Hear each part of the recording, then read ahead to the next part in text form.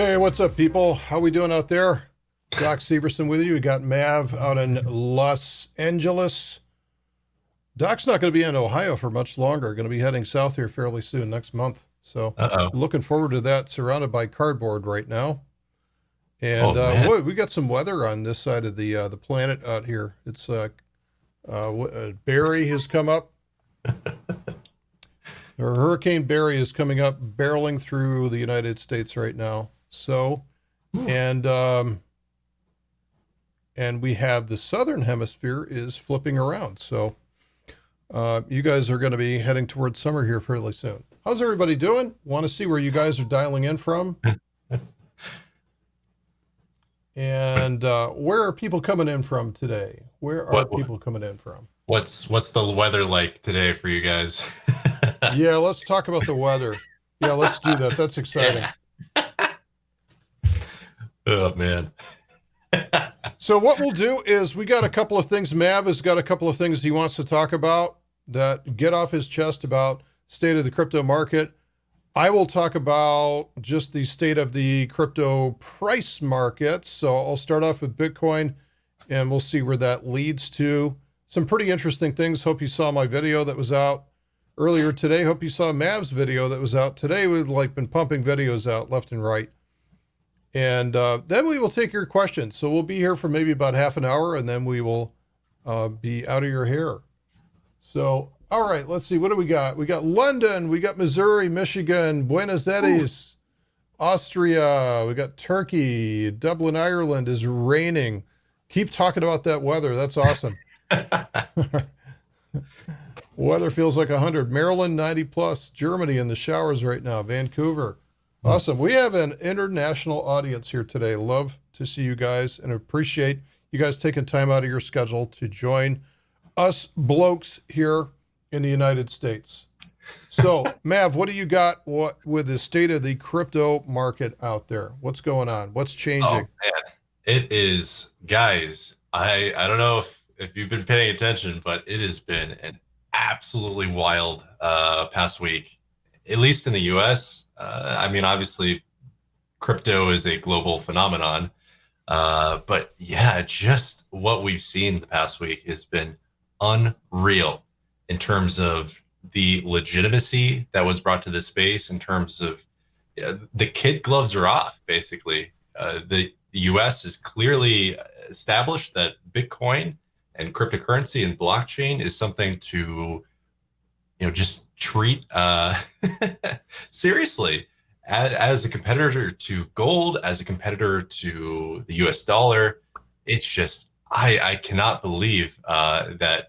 Congressional hearings, good or bad for crypto this week?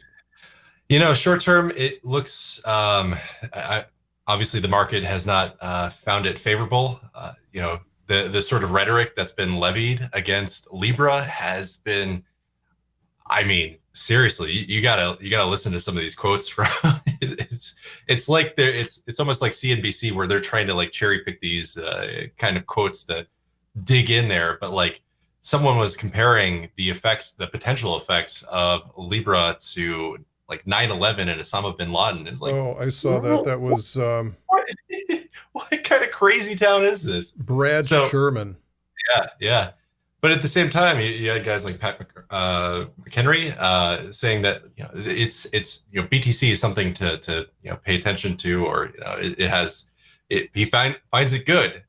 He doesn't like Libra, but he likes Bitcoin. That's kind of cool. And I think that is the distinction we heard over and over again, is that Libra bad, Bitcoin okay. It can be good, can be bad. We'll see. If you like Libra, does that make you a Libratarian? Oh man! Started with the weather, ended with the dad jokes, man. That's right. You're on it today. You just never know what you're going to get when you come here to Ready Set Crypto. So, man. Okay, so talk to me about, you're an expert on President Trump. Talk to me about Trump. Is this ultimately a good thing or a bad thing that he's down on crypto? Do you think they can change his mind? Do you think it matters that Trump is down on crypto? I think we have to recognize, first off, regardless of who's in the White House, the fact that a sitting U.S. president is acknowledging Bitcoin and furthermore, basically establishing it as a competitor to the US dollar. Man, if you told me that 2 years ago that this would be the case, I wouldn't have believed you, especially under this context of, yeah, Trump's Twitter tirades. But what's really, really apparent to me is sort of the threat that this sort of alternative currency space, just the movement that's going on both through Libra and Bitcoin. I mean, what that does to the U.S. dollar as the world's reserve currency, it threatens, Big Daddy USD, because it comes along and says, no, we can do it better. We can be more efficient. We can be more egalitarian. We're not going to play by these rules that have dictated the system. We're going to change the game, basically. And so that is just even the shadow of the threat of that. They have to take it seriously. That's what Trump is basically going after. He's, obviously his target in his tweets were it was Libra and Bitcoin, but really it's him trying to hold on to this sense that the USD is this infallible. You can't touch it. It's the world's reserve currency, and how dare you insinuate that? So, is your sense that if they're just now complaining about it, that they're already too late? It's kind of like it's like trying to hold on to sand or water. I don't know. The harder that they grab, the further or faster it slips away. In terms of this perception, it's almost this what is it, the Barbra Streisand effect, where the more that they try to suppress the alternative movement, this antithesis of what traditional central bank policy and currencies represent, the faster that the change comes. It's kind of I don't know. So yeah, I think what they're going to do is do the only thing they can do, which is to try to strong arm the competition and just be out there and be trying to push the role of the USD as the world's reserve currency. But again, I think that the more that they draw attention to the fact that Libra threatens them at the scale of 9/11, that just is going to draw more eyeballs to the fact of oh, what is this Libra thing? What is this Bitcoin thing? What is this blockchain thing? The most important thing, the thing that I hope that people are starting to wake up to, the conversation that is being had right now at a macro scale is, what is the purpose of money? What can money do for me? Is it just to sit around and be a piece of paper or some gold or whatever? Or can we do some really interesting things with this? Can we, program assets in such a way that, they have just this myriad of different applications, and blockchain is just so all encompassing in terms of its scale, in terms of the different industries it can touch. And again, I talked about this a little bit earlier in a video earlier this week, just the broad scale of not only blockchain and cryptocurrency and Bitcoin and all this sort of stuff, but when you talk about this new digital economy that's being built, AI, automation, the globalization in general, and the role that these emerging technologies will do together in sort of concert, this congruence of different technological applications. I mean, that to me, that is really exciting stuff. And we're just proving over and over again that sort of vision, this new future that we're working towards, unfortunately, the US dollar, traditional banking systems are having a hard time, keeping up with the pace of change. So just in the same way that, we're presenting a different view of monetary policy, we're also presenting a different view of the future that just... if you think about this, it's like, to some degree, you almost want to get in front of the House Financial Services Committee and educate them. But then due to the, distributed nature of this, who are you going to get to talk to this? Yes. I mean, what are you going to get, Roger Ver talking to them? We'll be dead in a heartbeat, right? So there's no one person that you can put in front of them that represents all of cryptocurrency. So it's going to be interesting because it'll be tribal. by the time that it hits. And I'm not sure if it's going to be an election issue for next year necessarily, but I think it's going to be more. I don't think it'll hit the presidential election, but it certainly could be a war within Congress, and it also depends on who gets elected in as to the nature of taxation, because that's a whole different discussion. Okay, well, cool. Yeah, a lot going on, and I think it's only good if they're talking about something, it's only a good thing, right? So. Oh yeah. Well, the one final point I want to make on this is that as much as the committee hearing on Libra and they're grilling David Marcus on Facebook's Libra and all these sort of points that they're trying to just pin him to the wall with. It's so, I don't know, interesting to me. It's almost ironic in the sense that as much as they're trying to just like really clearly establish that it's Facebook, they've got privacy issues, they're going to misuse people's data and they're going to take advantage of people. As much as they're doing that, it's a mirror to the current system, to Wall Street and right. the banking system, and the failure of too big to fail ideology, I suppose. So yeah, but they don't see it as a failure. Oh, no, absolutely not. So but we got a lot of votes out there for John McAfee to on air eating. Yeah, I hope he's not going to be missing any parts or anything like that. That would be a shame, because I think that deadline is extended.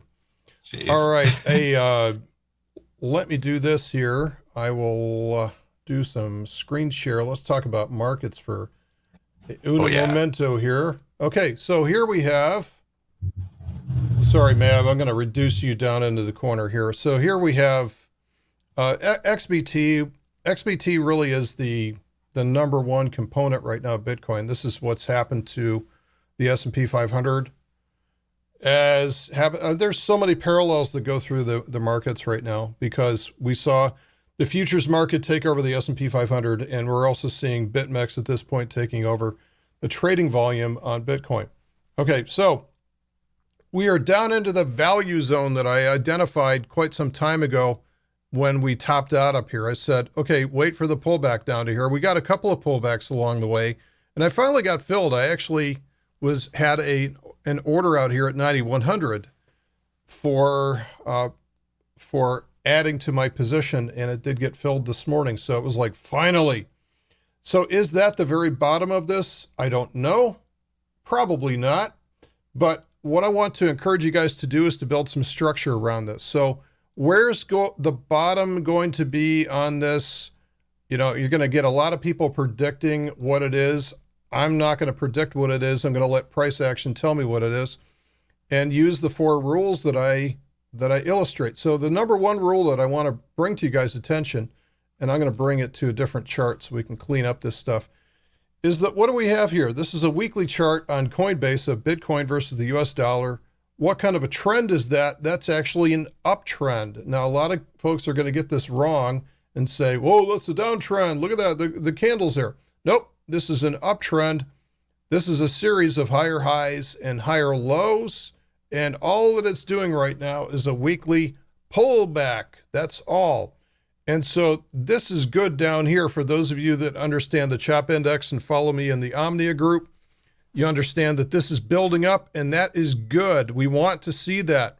This is also good for the fact that this has gotten a little frothy up here as it got up to 14,000. So that's bad. And buying into that, and this is why I was pounding on the table saying, please do not buy into this peak, because you will regret it.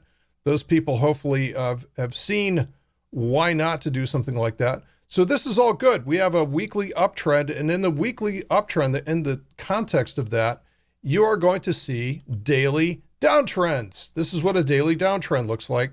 This is all extremely normal. This is all extremely normal. Also, what we're seeing is what's called a swing test. Swing test is when you have a relative high, pulls back, former resistance becomes new support, and then ultimately it tests that swing from above. And many times we'll see that as kind of the launch point for the next setup. here's your swing and here's your swing test. Here's the former resistance becomes new support. We'll see whether or not that holds, but we do have a swing test in play right around in the zone between a 38.2 and a 50% retracement of the entire swing. So that's all good. These are value entries. You don't have to necessarily get the exact bottom tick. Nobody's going to give you a medal if you get the exact bottom tick of this. Okay. Now, if I go into rule number two is that reversals start from the inside out. So I can go down to the 5-hour chart and I have a downtrend, a daily downtrend, and also a 5-hour downtrend. And this will arrest itself once we see. So here's rule number 3 is that descending patterns break to the upside. Rule number 2 is that we'll have reversals start from the inside out. So if we have a smaller time frame reverse first, break up through that trend line, then this could be where the bottom ends up being. So I don't know where it's going to be. Let the price tell you when that is happening. And the last thing I'll bring up here again, and this is on today's video if you want to look at that, is that range expansion like this leads to range contraction.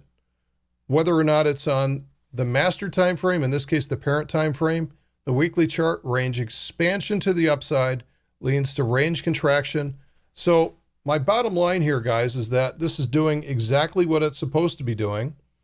This is a time where you can be getting some value entries in here. Nobody knows where it's actually going to be bottoming out, but chances are very good that this current weekly uptrend will revert back to the mean and reestablish itself. And if it puts in a lower high, then we'll certainly see that. But for right now, this is still a bullish weekly uptrend, and it should revert back to the mean. So, thoughts on value cost averaging? Yeah, that's something that you can certainly do if you're an investor. If you're a trader, then what you're doing is you're looking for certain patterns, right? So this is, I'll tell you what, I'll stop sharing here and just, whoa, there we go. Okay, we're back. So what you have to do is, a lot of you guys are saying, well, what about this? What about that? What about technique? This is one of the first things that you need to do before you start putting live money into the market, is that you need to figure out whether or not you're more of a value investor or more short-term focused, more of a trader. Now you can do both at once. Maybe you can have a pile of money out here where you're just going to do investing, dollar cost average. You're not going to sell this thing until it hits 100,000 or whatever, right? So many of you are on that side of the equation. Many of you check in every week and say, just hodl, just hodl. Okay, that's cool. You're a value investor, right? So dollar cost averaging is perfect for that. Meanwhile, there's a whole other group of folks on the other side that say, I don't have time for that. I don't know when it's going to hit 100,000. I don't know what I'll do. And so I'd rather trade swings. I'd rather zero in on this and either do day trading, swing trading, anything like that. You know, this is great. It's a democracy. You can do whatever you want to do. Your job as an investor is to figure out what you are all about and what makes sense for you. So that's the end of my diatribe. Ooh, that was good. So Doc, I got two points or questions for you. First off, I was just talking to someone earlier, and they were asking me, you know, you've got a couple classes on our website. I do. This is a very subtle segue here, but you know, like if someone doesn't really have experience with trading before, or they're looking to get in, especially as the market is what it is today, like where should they start? What sort of class should they go after? Like technical analysis, do trend trading, short-term trading, or all the way up to your fractals class? I mean, there's many different strategies, right? But like, where do you start? I like analogies that make sense to people, and I will use a baseball analogy. I will apologize to anybody that's in the UK or Germany or anybody like that does not play baseball.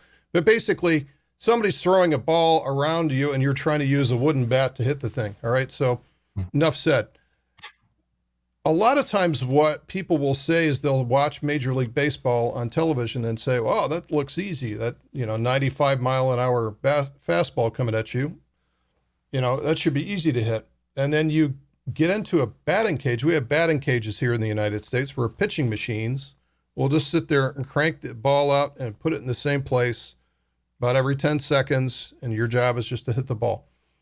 Well, if you're just starting out, you don't want to step into the 90-mile-an-hour cage because you're going to be, not only probably will you hurt yourself because you're not even going to see it coming, but there's no chance of you making contact with that.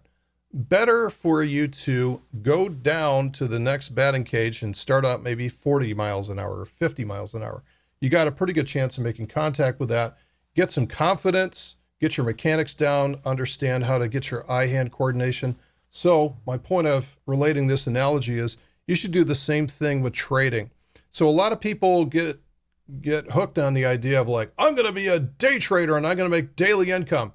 Okay, that is for the athletes of the trading world, those that really understand what's going on, and also quite especially those that have their mindset under control. You can lose yourself in day trading because all of a sudden and I've done it before, you wander into this spiral of negative emotions, and it will absolutely cost you capital. So start with a slow pitch, start with a softball, start with the easy stuff, these big long swings. Like look for certain signals, take them off the daily chart, and use the spot currency, right? Just use regular spot currency. Don't use the derivatives. Don't use futures. Don't use futures contracts. Don't use options. Don't do anything fancy like that.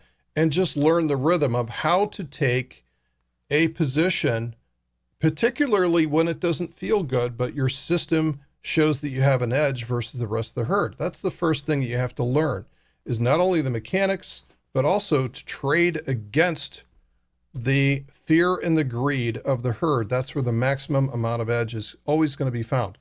Once you prove that to yourself, then you can go smaller and smaller in terms of time frame. You can adopt more leverage with your instruments. There's all kinds of things that you can do where you can find your little niche and just execute against that.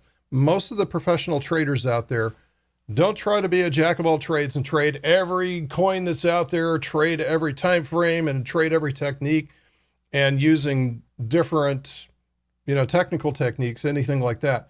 They do one thing, and they do one thing only, and they do that very, very well. So that's kind of how you get started with this. Cool. Awesome. Yeah. So again, we do a ton of this sort of education at our site. We're passionate about making sure that you guys are entering this market, trading the market, investing in the market in the right way. Mr. Weed did not like that explanation, but that's exactly how it's done, guys. That is exactly how it's done. You have to find one thing. You have to find out what makes sense to you, because for me to tell you what to do and how to trade, for me to sit there and denigrate somebody that's a hodler or is using dollar cost averaging means that I don't understand their condition. I don't understand their situation and what they intend to do or their strengths. Everybody's got their own set of strengths, and you got to find out what works for you. Yeah. I think that's actually a really good further segue into the second question I had for you, which is altcoins. What's going on with them? What is the market telling you in terms of I don't know what's going on versus Bitcoin, because clearly they've been sucking wind lately, and there's a lot of people out there who are kind of hoping and wishing and waiting for the altcoin market to turn around. And why I said that was a segue is because usually what we look for when doing fundamental analysis on these sort of projects is looking for them to dominate their niche, be very good at one thing, or have something that makes them competitively have an advantage, I suppose.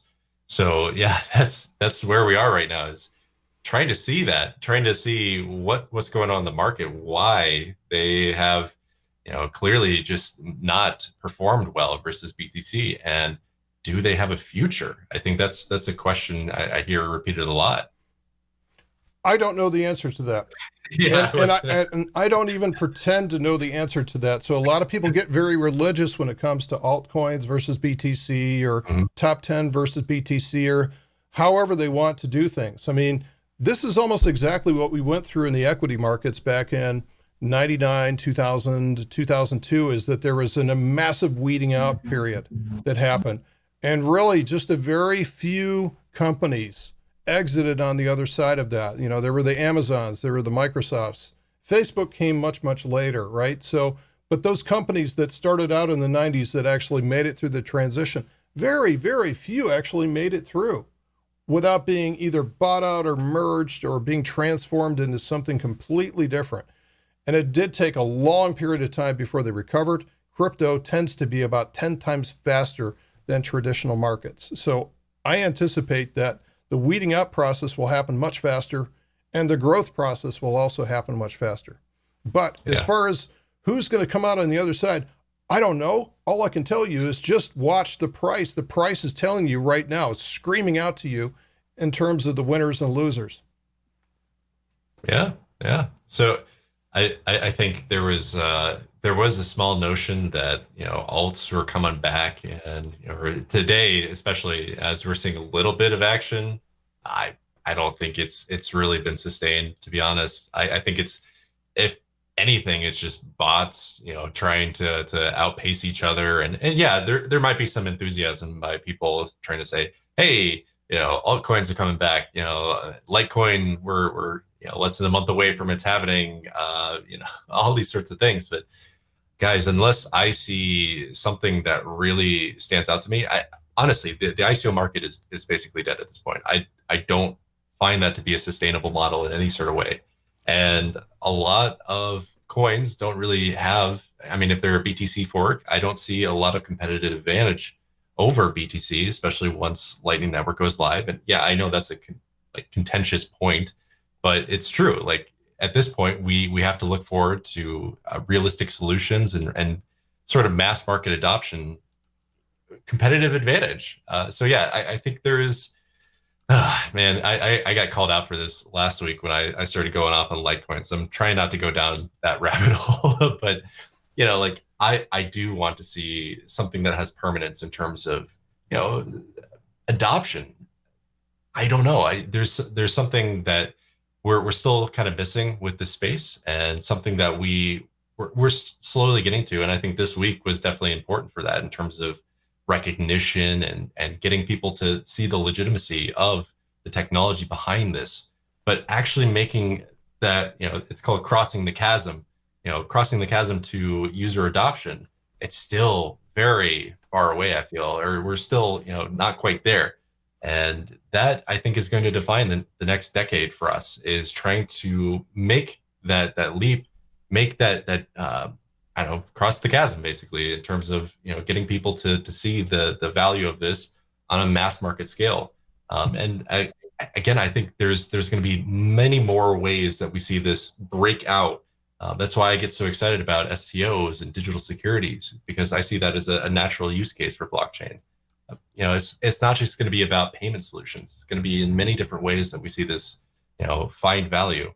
So anyways, Doc's got the chart pulled up. So well, I just want to make one quick point here, because a lot of people, every time that we see Bitcoin go down, you're going to see some alts pop. And that is because of how fractions operate. Now, I don't want to insult anybody here, but look, if you have a fraction with your, let's call it an S coin, okay? And let's say your S coin goes sideways, does not change in value.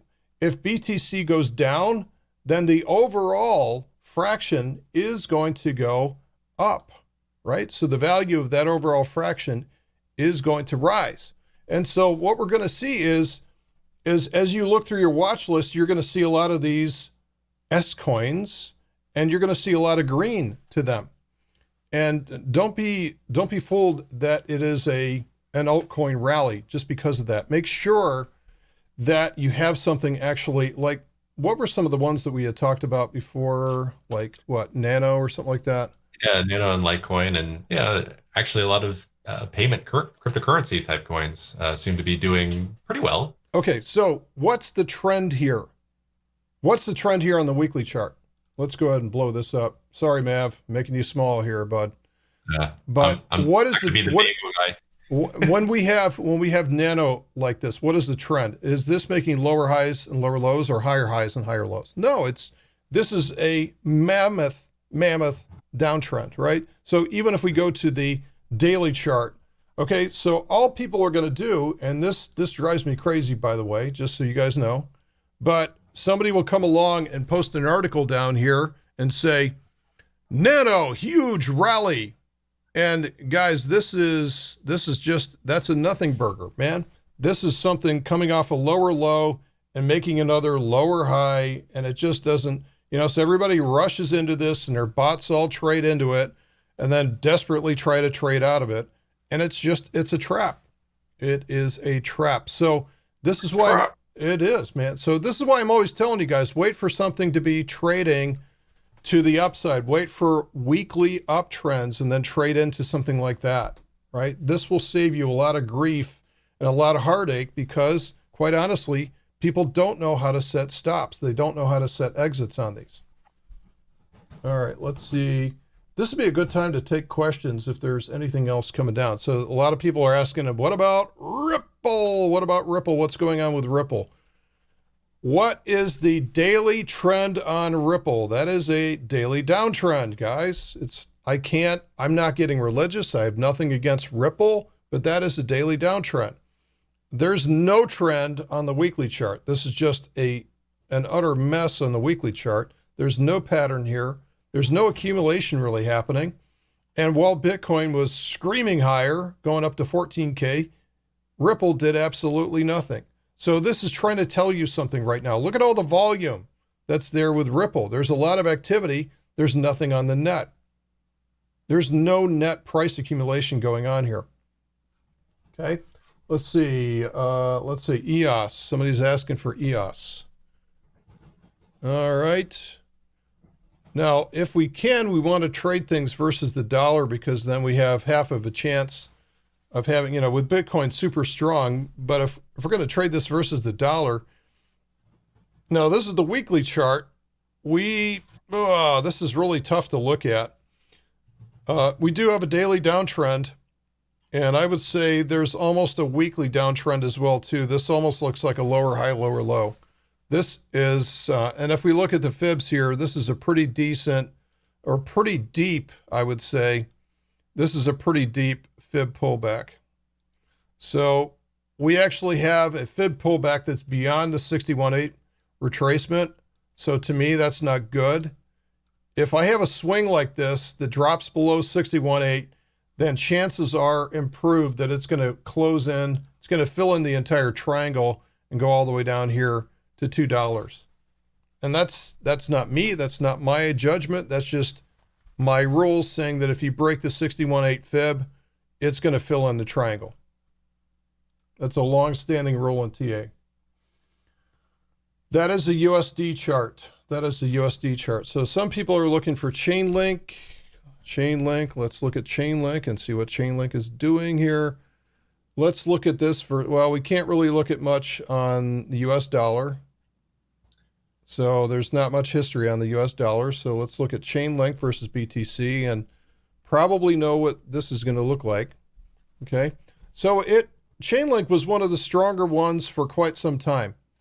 And what we're seeing right now is on the weekly chart, this is starting to turn into a little bit of a pullback. So this one is still a primary uptrend. So for the same reason why I like Bitcoin, this one is still a weekly primary uptrend. However, it's going down quite a bit. Okay, so let's measure that. Let's fib this out. Okay, so it's still above the 50% retracement. And it's right around the swing test here, which is right around, let's see, on Satoshis, that's right around 23K. So that's still not bad, but what you're going to have to look for is, as we go down to the 5-hour chart, you're going to want to see this thing pop into a higher high and higher low before you really want to chase after this thing. So the next movement on this, you'll see a trend line break. So you'll see this trend line break, right? So trend line break, you'll see a higher low, higher high combination. That's what I call the trap entry. Okay, let's see, one more. I'm sorry I can't get everybody's here because we'd be here all evening. So VeChain. Yeah, I was going to say, if you don't do that one, people are going to riot. We have a riot on our hands, huh? VeChain. Yeah. Okay, So let me ask you guys, what's the trend here? What is the trend on VeChain? You tell me. What's the trend? That is a stone cold weekly downtrend, my friends. That is a weekly downtrend. So you're trying to pick the bottom if you're trying to trade VeChain right now. If you haven't already stopped yourself out of this one is dangerous because it'll take you under. So again, same thing here. You want to wait for this thing to pop in a higher high, higher low. I don't know if VeChain trades versus the US dollar. VEC USD. No, that ain't going to work. So VeChain's dangerous right now, guys. And I will do one more. Let's see. Walton chain. WTC. Let's see. Can we trade this versus US dollar? Oh, that's awful looking. So we don't want to look at that. So we'll do BTC. Remember, for something that's traded versus BTC, it's got to be stronger than BTC. Otherwise it goes down. So if we have a weekly chart, that's not looking so good. Although I like the volume. The volume is starting to come in there, but this is a stone cold weekly downtrend. This is not particularly good. Okay. So this has a potential to pop in a higher low and catch a lot of bears off guard right now. This could be a higher low. If it breaks above this level, then that higher low is confirmed, and you might get a nice bear trap out of this. That would be good. But right now it's hard to bet bullish on Walton chain. Okay, so I will stop this nonsense. There we go. We're back. And see if you guys have any other questions. Yeah, honestly, guys, if it wasn't very clear, there's quite a pattern. I think it's definitely, to me, with altcoins right now, just the way that the market's developed, and just let's do a risk analysis. Honestly, if you're investing in cryptocurrency and altcoin outside of the top 50, you probably have better chances going to the casino and betting on black. You know, we are just in this sort of period that there isn't the user adoption, there isn't the market, you know, grabbing these coins, you know, finding these use cases. Sort of the utility token, I just find is really not come to the surface in terms of its utility or its adoption or anything. So in a lot of ways, it's gambling to be going on a lot of these altcoins. That said, there are still coins that I find are doing interesting things, have interesting partnerships, or, you know, they found their little niche in some way. So I won't do a blanket statement to say that all altcoins are useless, they're all garbage or anything like that. But you gotta know that it's a really risky proposition right now versus BTC. And BTC, even of itself, is moving $1,000 in a day. You know, it's still a very high risk asset. So yeah, I think it is a self-fulfilling prophecy. Yeah, I agree with people that they are siphoning assets out of altcoins into BTC. I mean, obviously we're rotating in. Are we ever going to have an alt season like 2017 again? I don't think so. There could be selected ones that actually do really, really well. I mean, we're going to have these it's just going to be a case-by-case basis. You'll see something just take off, right? But as to whether it actually transitions into a weekly uptrend, show me an altcoin over the last year that's transitioned into a weekly uptrend. Chainlink is perhaps the only one that comes to mind. BNB, if you call BNB an altcoin, I don't know. It's a utility token. Yeah. So the garbage comment. Yeah, the garbage. And think about just how different the space is, how different the industry is versus 2 years ago. I mean, back then it was an altcoin Wild West or ICO Wild West. And the same time, the stock market, I was making this point on Twitter yesterday, the stock market was, you know, basically for 2 years had done this, you know, and there was just a lot of dumb money and, you know, looking to get out of the stock market because, you know, it just wasn't, you know, there was a potential of a reversal. And so people were just considering Bitcoin and the cryptocurrency space in a different light than kind of what it's viewed under right now. Since then, since 2017, both of these markets have gone either down or sideways, or, obviously the stock market's hitting all-time highs this past week. So, attention is definitely drawn to that versus Bitcoin. But yeah, we are unfortunately a small ship in a very big sea right now. And I think we're doing our best to try to expand our reach and the way that we're viewed, but it's going to take time. And just understand that in terms of your risk analysis. There's Ricky is bringing up a point here. Like he says, if you learn to use margin on BTC, you don't need alts. That reminds me of one thing I actually had to go through myself in my career. Is I had learned to trade on all these stocks, right? I was doing stock scanning every day, and I was trading all these different strategies, bullish, bearish, neutral. And I was winning some, losing some, but the only person that was winning in the end was the broker, right? The broker is always going to win if you have commissions on the trade.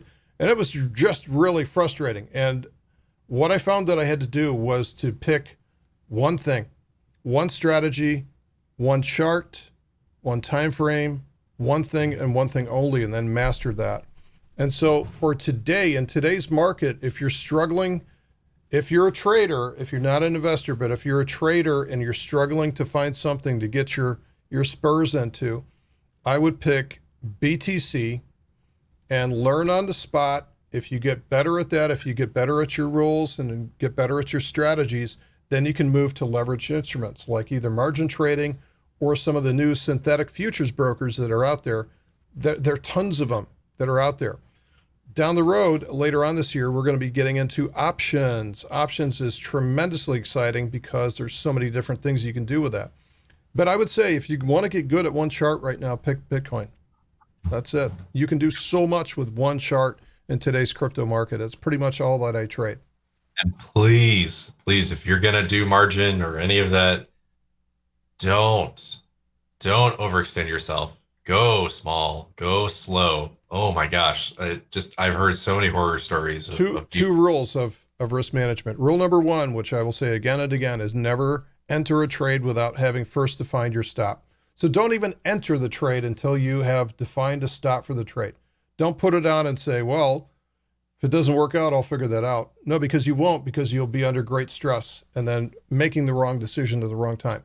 Rule number two is never put more than per trade now. Understand that per trade, because I usually have to go over this several times. Don't put more than 2% of your account at risk per trade. You can put on more than one trade, right? But per trade, no more than that's rule number two.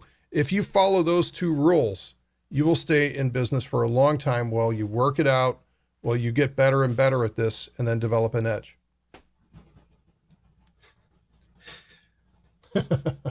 Oh, man. Some of these comments are great. I love it. Mm-hmm.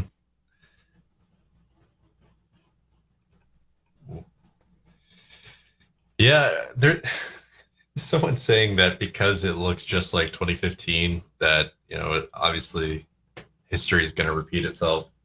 Wouldn't it be nice? Wouldn't it be nice if that's how things worked? Oh man, yeah. I suppose we can. There's obvious lessons we can draw from the past, but this space is defined by its inability to be predictable in some ways, and at the same time, it is. I don't know where we're at right now. I think the next 10 years are going to be very different than the first 10. So using the example of 2015 or 2017. Just is going to disappoint yourself because, yeah, sure, there might be some correlation you can draw, but yeah, I think what's going to define this space over the next couple of years is a move towards institutionalization, more legitimacy, more legitimate methods of trading, like options that Doc was talking about, more legitimate ways of talking about digital securities, digital assets that I talk about a lot. Things like that. That's where the direction of the space is moving. It's not going back towards this just wild west of ICOs. I hope not, at least. but that's okay. I think that's what the space needs to grow and be mature and to be taken seriously, because I think that's what we want. Sorry, guys, we lost the feed for a second. It'll come back. Oh. I put in the number 2, and that's the big mistake. Oh, we'll be back here in a second, so you can look at my monitor for a while here. Okay. Still in the hospital. I don't know who is Craig. I don't know what you guys. Oh, it's Satoshi. Yeah, Craig. Yeah, I mean, Craig Wright, come in. Is Craig Wright in the hospital? Oh, there we go. Okay. Silver, yeah, silver bullish breakout. I've been like acquiring silver for like years, just waiting for that thing to move, and it finally moved today, which is awesome. Okay, let's see. Let's take a couple more questions here, and then we will bid everybody adieu. So there's Ilya's talking about the LTC halving. So when is that date, and what is going on with that? Okay, let me make sure I get this right. So what's happening? Halving? What's going on with the halving? What's happening with the halving? For those who don't know, it's Litecoin is a Bitcoin fork, which means that it runs by a lot of the same rules, and obviously that's not exactly the case, as it's sort of tried to define itself. But in 18 days, 11 hours, 4 minutes, we're going to go from a block reward of, is it 12 to 6? Maybe, I don't know. I should probably know that. But yeah, it's a halvening of the supply being introduced into the system, the monetary system, by means of minor rewards. Basically, you have a disinflationary asset that's becoming even more rare. That you're choking the supply even more. What I find interesting is that Bitcoin is going to be doing this in 306 days, or 5, I don't know, whatever. What will be interesting about that is when that happens, because Bitcoin's going to do the same thing. Not only is that going to, invigorate the price, because we see this every 4 years, and historically, I know I was just harping on correlation doesn't mean causation, but it's pretty consistent that we see halving events lead to some sort of price, I don't know, just people get excited by it, because that's it's almost like the Olympics, it's every 4 years, and something to talk about, something to draw people's attention. And yeah, what I find interesting is it's going to make the inflation rate of Bitcoin less than all of the major currencies in the world. I think it's somewhere about 4% now, and it's going to be under 2% afterwards, which, yeah, I think that's just another point in Bitcoin's favor in terms of being sort of a counterculture, counter asset, counter currency to what is runaway inflation throughout the world as they continue to print money. And central bank policy defines quantitative easing as basically the status quo. That to me is kind of interesting. So I don't know. It might draw a little bit of attention. It might draw a little bit of a price upside for Litecoin, depending on the larger state of the market. But just don't be caught on the other side of that, because if there's going to be a pump, it's probably going to be followed by a dump.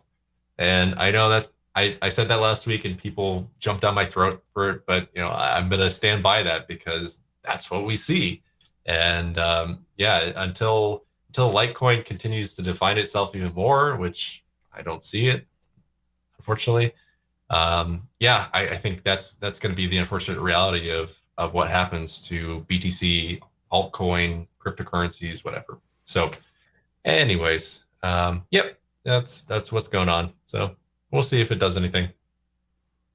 Okay, let's see if there's any final questions here. Anything else? It's like it's tough to find a really nice chart these days. It's tough to find anything, even Even Binance Coin has had its moments here lately. Binance Coin was like unstoppable throughout the winter and early spring, and lately it's just, range contraction goes into range, or range expansion goes to range contraction. This is what we're seeing right now, but it's turning into a little bit more of a downtrend than we expected. So what there's a couple questions about what caused the altcoin rally, or what causes an altcoin rally. Just perception. It's yeah, we get people on CoinMarketCap seeing that Bitcoin is only up, I don't know, 2% on the 24-hour chart, whereas things like Litecoin are up 13%, and it's like, oh, that's an altcoin rally. Perception in terms of BTC dominance, perception in terms of this perpetual state of Bitcoin is obviously the king. 65 to 70% based on which coin tracking website you're looking at. If there's any sort of perceived reversal of that dominance, as we saw in December of 2017, where it went from basically 65% to, I don't know, was it like 35 or something like that? Over the course of a couple of weeks, all that money basically flowed into altcoins. I think people are sort of anticipating something similar to happen, because why wouldn't it? And as we've been talking about a little bit during this call, I think it's just a very different market, guys. I think it's defined by very different rules even 2 years later. I'm not saying it's not possible for us to see a complete flush like that, but I just don't see it being as likely as it was 2 years ago.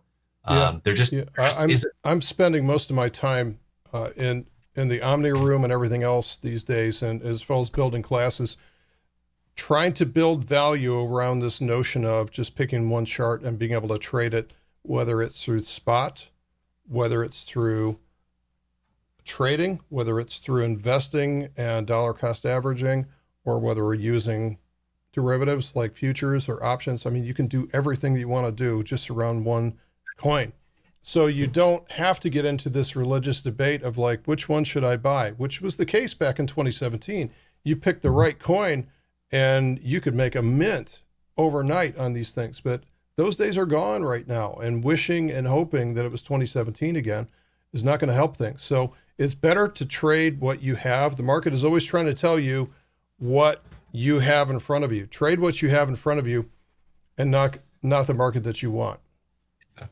Yeah, and I think there's always this sort of perception.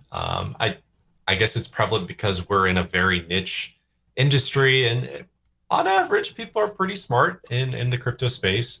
So there's always this sort of like need to sort of like prove yourself, or be like the smartest guy in the room, to catch the falling knife, to say like, oh yeah, I was in altcoins when everybody else was in BTC, and I was just accumulating while everybody else was wasting their money stacking sats. And when it reversed and became an altcoin rally, man, I was there, and you suckers were falling backwards, all this sort of stuff.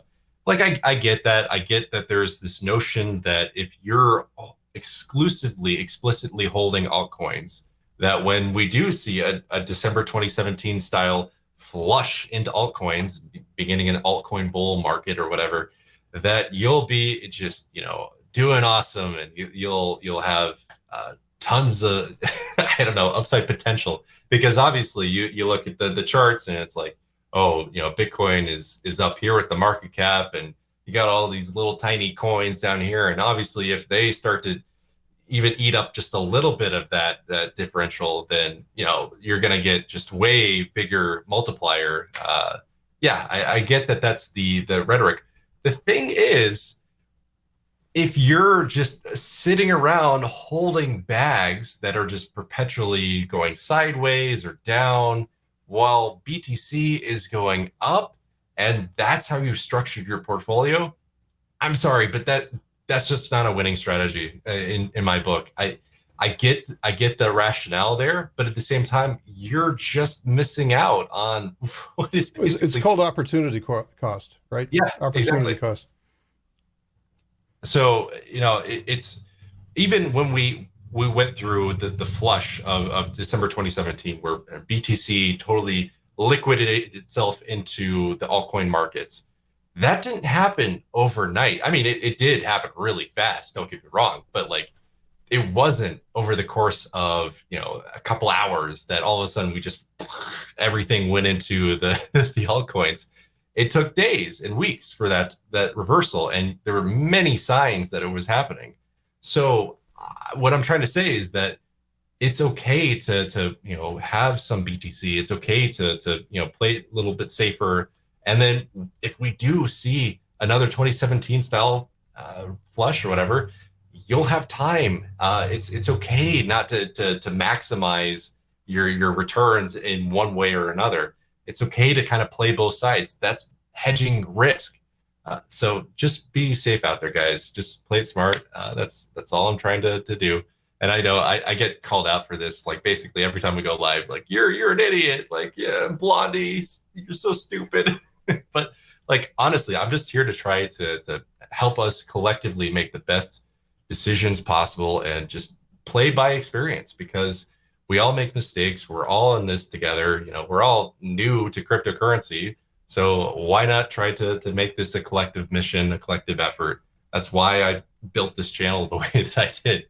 So yeah, I don't know. All right. That's a take from Thor. All right. Yeah, So with that, we are going to, we're going to thank you guys for hanging out with us today. And we appreciate you taking time out of your day to hang out with the guys from Ready Set Crypto. So thanks everybody.